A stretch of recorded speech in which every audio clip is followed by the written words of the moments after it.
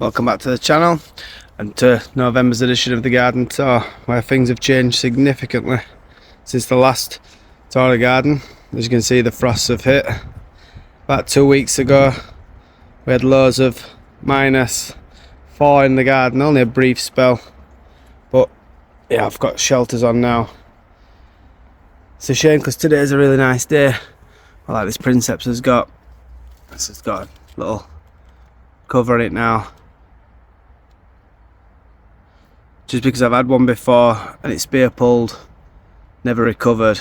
Well, it's semi-recovered, and the year after it spear pulled again and finished it off. So this is a slightly larger palm. I'm just giving it that little bit of overhead protection just to keep the worst of the weather off. Still open at the sides, plenty of airflow, but just that little bit of overhead cover is going to protect it no end. It is looking pretty bare now, so let's have a look what we've got going on.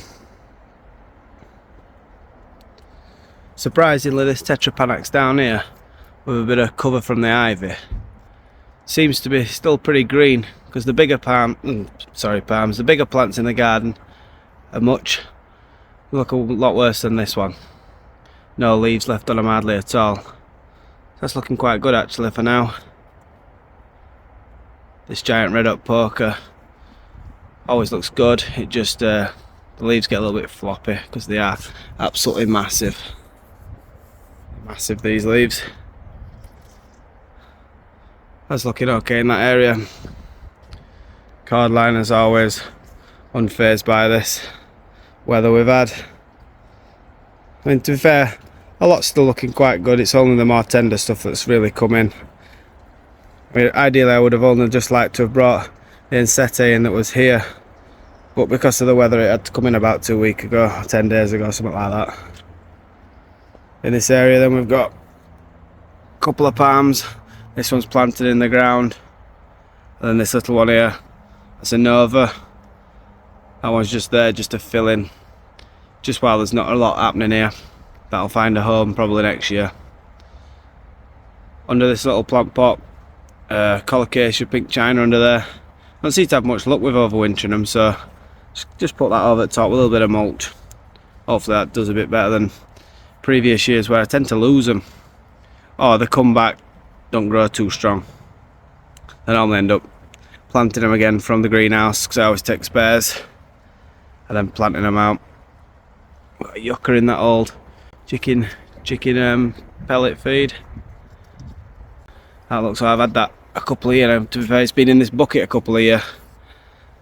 I'm unsure where or if I'm planting it yet. I'm sure I'll find a home somewhere for it. Down here, trapped in here, little waggy Princeps. It's a little bit hidden away down there, but hopefully it'll grow up, because I'm gonna chop all this ivy back hopefully in the springtime, because it's starting to really encroach from where the fence line is there. It comes out, well, probably at this section it might be 2-3 foot out off the fence line.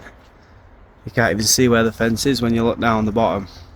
So that's gonna chop back, give it a little bit of room to grow. I've also got a Fatsia camouflage hiding down there. Again, that'll grow up and start to fill this space, and in the coming years this will really fill out to be a nice evergreen border. So at the minute there's not loads going on. I did plant this Fatsia polycarpa green fingers earlier this year. It's looking alright. And down below we've got some euphorbia.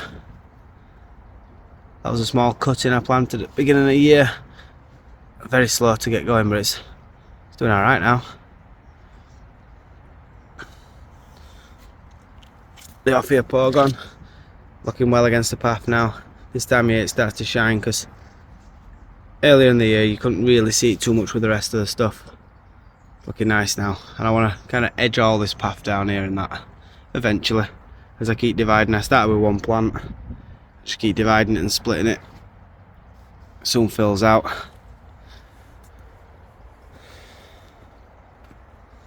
John Phillips still looking well. That's growing nicely now. Again, that was a small 9cm pot in springtime.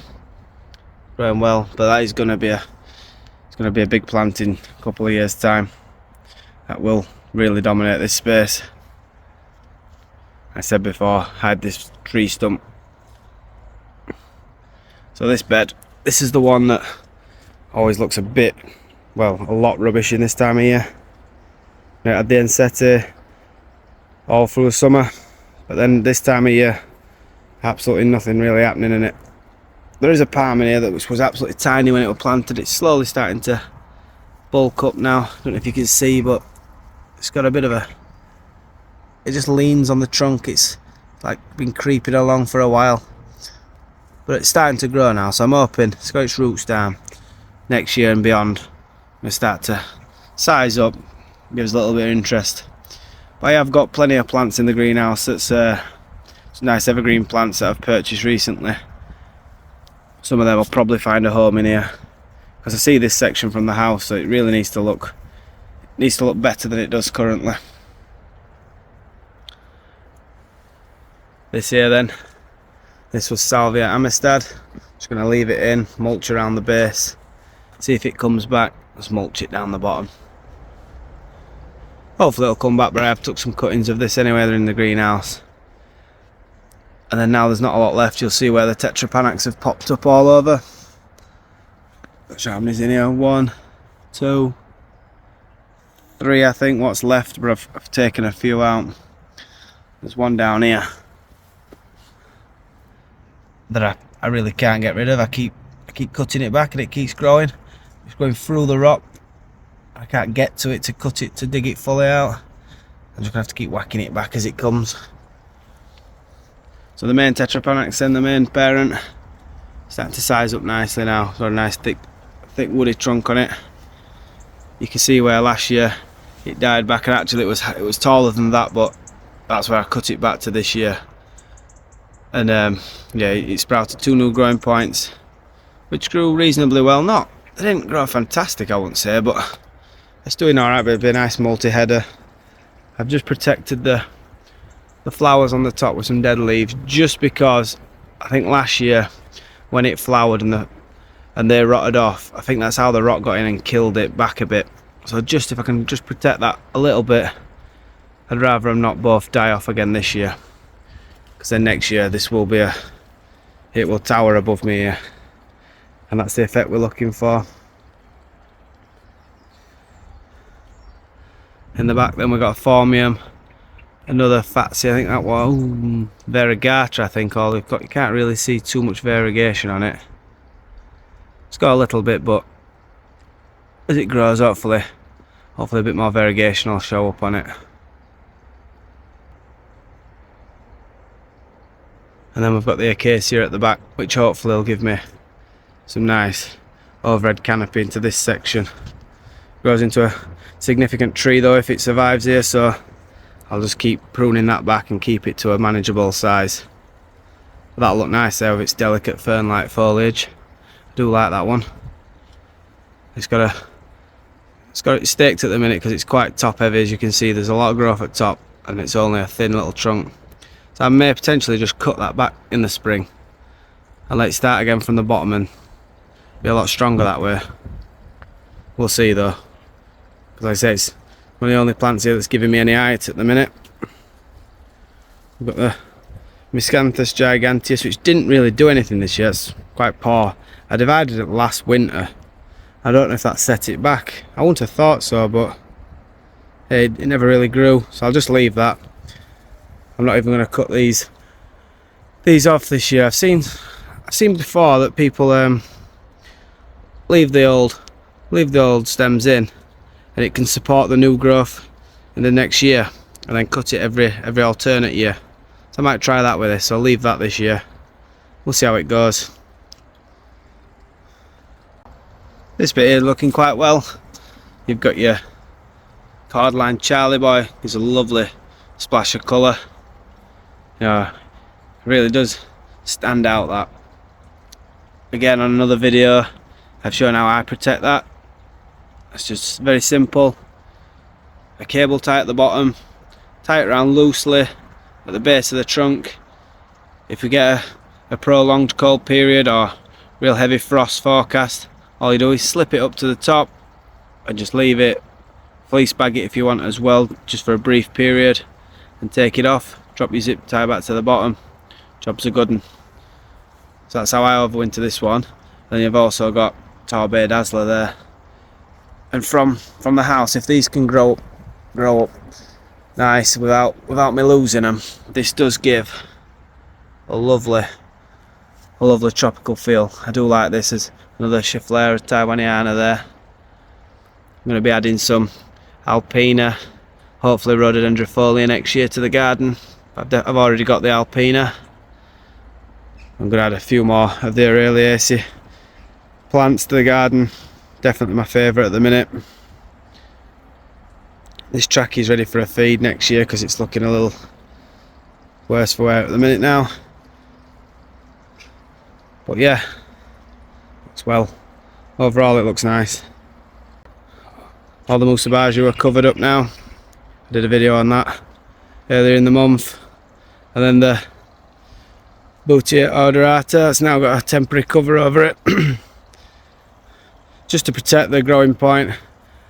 Let's see, the fronds, they do stretch a fair bit. So I've not been able to cover all them. But I'm not too worried as long as I just want to avoid spear pull if I can. This time here you can see it quite well. It looks nice. Hopefully in years to come I'll not have to put this canopy on, but it only got planted around March time, so give it all the help it can get this year.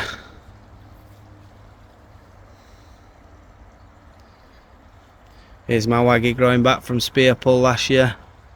Actually done quite well. It's thrown out quite a few, but they're still only small, very tough. I like that palm. Can't wait for that one to get bigger. Soft caress then, Begonia soft caress. Fantastic plant. I think I've said on previous videos I've took cuttings, shoved them in the ground around the garden, see which ones take. Can either dig them up when they do or leave them where they are. We've nothing to lose if you're trimming your plant back. Just try and take some cuttings. I just took them from the lower part of the plant where you wouldn't even notice anyway. Yeah, I'd never know where I even took them cuttings from. Phormium yellow wave. Do quite like this one, but it can be a pain when you're cutting grass because it, as you see, it arches over. I may potentially put some sort of border in here though, along the grass edge. The birds make a right mess, kicking all the bark out on any sort of mulch that you put down there. Just kick it all out. So yeah, then we had my Butiagris Eriospertha. It dominated this space, and now it does look very bare and like a new bed now. There's no height in it. But this Schefflera Taiwaniana may potentially get planted there. I think I've got a new spot for the Butiagris. We'll see. But I'm pretty sure I've got a new spot for it.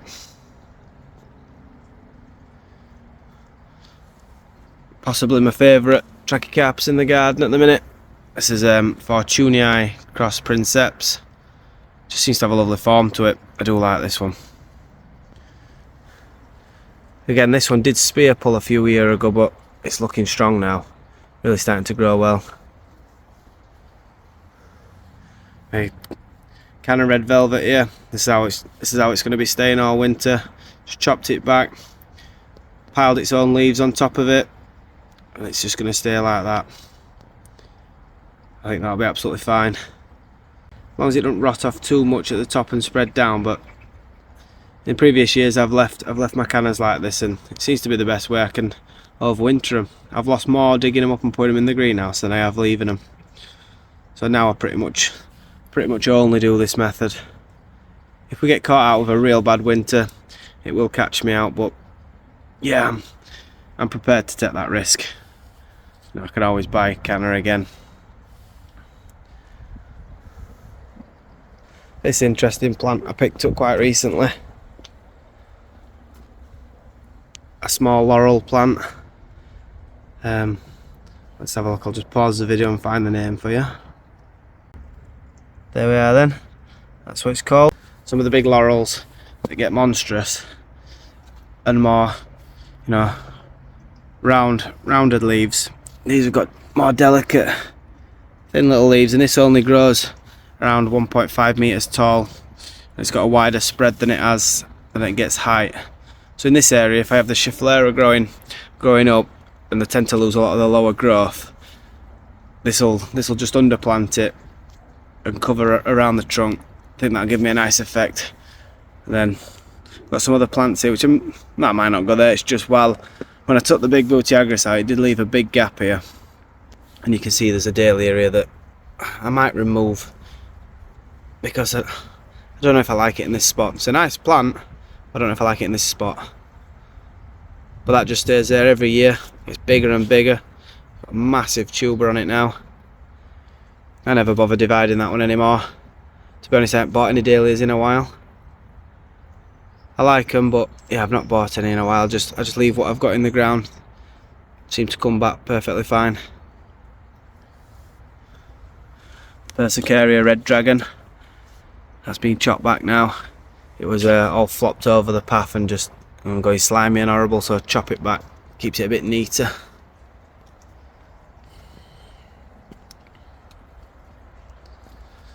Some nice heartstongue ferns around here.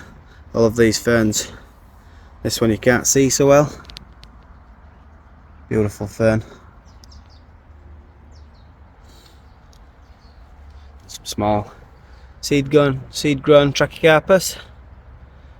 Some of them are ready for potting on now. Various places I've picked these seeds up. Just grow them on. It's always fun to grow palms from seed, even if they are quite slow. And then here we have then Homo musabaju, protected for winter. This has just slipped on. Bit of insulation round. Bucket over the top. That's all I'm doing this year. I said in my overwintering video previously, I've put a cage around it, straw all the way around the base, and then usually I'll put a builder's bag over the top. It's a bit of a faff, especially in spring when you come to clean up.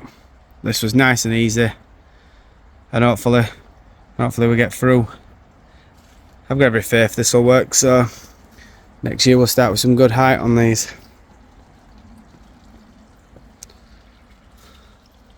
I always like this view from the greenhouse. I think it's a nice view of this. It's kind of a shame that I do protect the bananas like this and you've not got something more evergreen, because it's a beautiful view. I love the way these cobbles really set off the greenery. And we'll go and have a look at the tree ferns now, which even after -4, they've looked worse than this after that temperature before, so I'm quite happy with how they're looking. So we did have a good freeze and a fair bit of snow. It's had a bit of fleece in the crown. It's out currently because the weather's really mild. It's 11 degrees today, t-shirt weather. The bigger 5-footer, as you can see, it's got last year's fronds there. They're really arching over and very brown now. I personally like the look of it like this, gives you a fuller canopy. I think they'll come off next year. I'm not bothered for a full skirt on it, but then next year's I'll replace these ones as next year's croziers open. And we've got a new flush. I'll just keep a 2 or 3 if these were to be more green, but obviously they're not, so just keep a 2-year cycle on it. Down here then we had some very small Canna musifol. These never grew well, but my Begonia tosa, which did grow quite well down here, that's all completely died back now. Just want to mulch over it just to make sure the corm stays good over winter. I've not had these planted out in the garden before, but they should be hardy. Last year I had them in pots, survived in the greenhouse, very easy. This has got a good size to the rhizome now down the bottom. It's hard to see really on camera, but it's a good size. But yeah, we'll mulch that. I'm pretty sure it'll come back absolutely fine. Taking a lot of bulbils off these plants as well to grow more as backup plants. Yeah, Fantastic plant that. Look forward to having more around the garden. So what we've got around here. For the first time in a long time, you'll be able to see I have 3 Trachycarpus, and these are Kindler Hills. So like a natural variant on a Nova, I think. It's the closest palm they seem to be, but they do have a lovely growth habit. I mean, these may look more stretched than other people's may have, because there was, I mean, this section has some giant hostas in, and to be honest, I've hardly seen these all year. So now the hostas have died back, I can appreciate these. Obviously only small, but the idea was to have a nice triple planting of palms here to grow up, and these should be pretty fast. So then they'll soon get above the smaller 2-foot tree fern, give that a bit of protection, and then in a number of years they'll be up and above the bigger tree fern, which is very slow growing, and give me that bit of overhead protection, because I really don't have anything in this area to protect, to just give them a little bit of protection. So there's just nothing up and around this section. But I think this area I'm quite happy with for this time of year. I mean, to be fair, I'm happy with the garden in general, but there's a lot. You can see I had a lot of Canna and other plants that just are not going to stay green over winter, obviously. So, but to be fair, this section this is probably an area we'll carry on putting annuals in and stuff that's going to die back, because yeah, I do like having some of that fast growing foliage. And you can't really see this section from the house behind some of the other plants, so I don't mind it. Potentially next year even, this might be where my Ensete goes. If I dig these Canna up, it's a nice big space here. I may do. On this lovely pink pot, we've got Colocasia galligonensis. Usually perfectly hardy. I've just put that pot over just to give it that little bit more chance. It doesn't offend me too bad having a pot, even if it is pink. I could swap that out for a black one if I wanted. When I did it, it was just to hand. I also have another pot just up here. Another pot, as you can see, under here. That's where it is. Probably don't need it, like I say, but it don't really affect me. I mean, I don't see the garden from weekend to weekend. It's dark when you leave for work, it's dark when you get home. I only nip out to the greenhouse, check on things. Things are like water if it needs it. I don't get to see the garden, so it doesn't bother me at all. Here then we've got probably the biggest Tetrapanax pup that came up this year. And maybe 1.5 feet in height, in trunk height. I mean, it is close to the path, but at the rate in which these things grow, I think I'm going to leave it. It'd be nice, give a bit of protection to the Acer, which can get fried in the hot sun. So I don't mind it too much. We'll see. If it becomes a problem, it can come out. Then here we have Camarops humilis volcano. This actually spear pulled for me in the first year, but it's bounced back and then some. It's really thick now, really nice thick canopy on the top. Very slow growing, and I am tempted to swap this potentially for the Trachycarpus nova and just get that growing up here nice and fast. But I'm not sure yet. Let me know in the comments if you think that would be a good idea. And then in front, this massive pile. This was my biggest. This is my biggest clump of Canna musifolia. They didn't get as big as they did last year, but I didn't feed them as much either, and it was not the best growing season, to be fair. You know, things did start to move towards the end of the season, but it was very slow to get going. But this clump is massive now. So you have to divide this into 50 plants, I imagine, if I really wanted to. You can just see they're just bursting out everywhere. If I get a chance next year, this section here of grass is what's gonna be removed. I want a patio in here, but I've got more plans than I've got time, so we'll see what gets done. I may potentially dig it out, and then at least I've got rid of the grass, so it's easier to then do the patio when I've got a chance. But cutting the grass down here can be a pain. I don't have I don't have a cordless lawnmower, so getting the cord all the way down here through the plants can be a nightmare. So if I get this out, it saves me a nice job. So we've got, here's where my manure and my compost is. Bit of a mess down here. This will eventually get tidied up as I bring the garden down. If any of you've watched previous videos, you know I'm going to be opening up out into the back section. In the recent storm last weekend, all the ivy was on that building there, got ripped off. Just came off in one fell swoop. Saved me a good job, that has. So as I get round the back of there, I would have had to take it off myself. So yeah, saved me a good job. So the pond, just going to want a good clean out now. I've got a little leaf litter in there. You'll be able to see it if I zoom in. See, there's a lot of leaf litter in here. Just need to get all that out so it doesn't decay in the pond, because that will make the water quality a lot worse. So you can see it's lovely and clear, the water. But this sort of light just yeah, you wouldn't really tell. There's no fish visible today, but if there were, you'd be able to see them dead easy.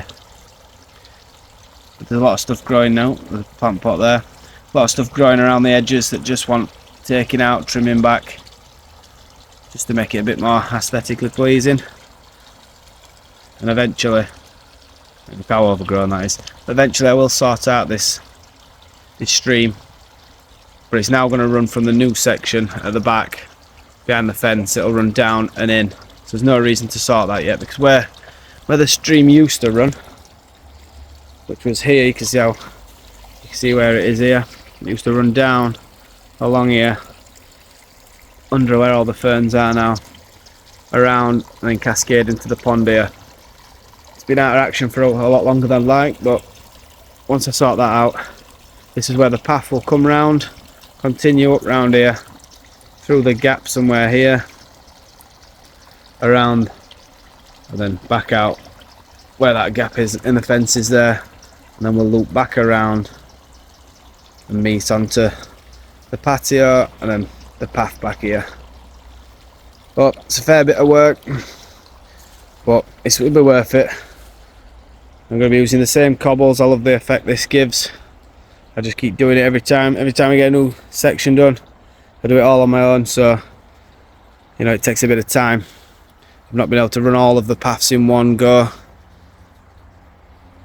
I'll just show you this. I love the way the moss is growing on the cobbles like this. I really love that. If that can continue all the way around, it's a fantastic effect. I guess it won't be for everybody that.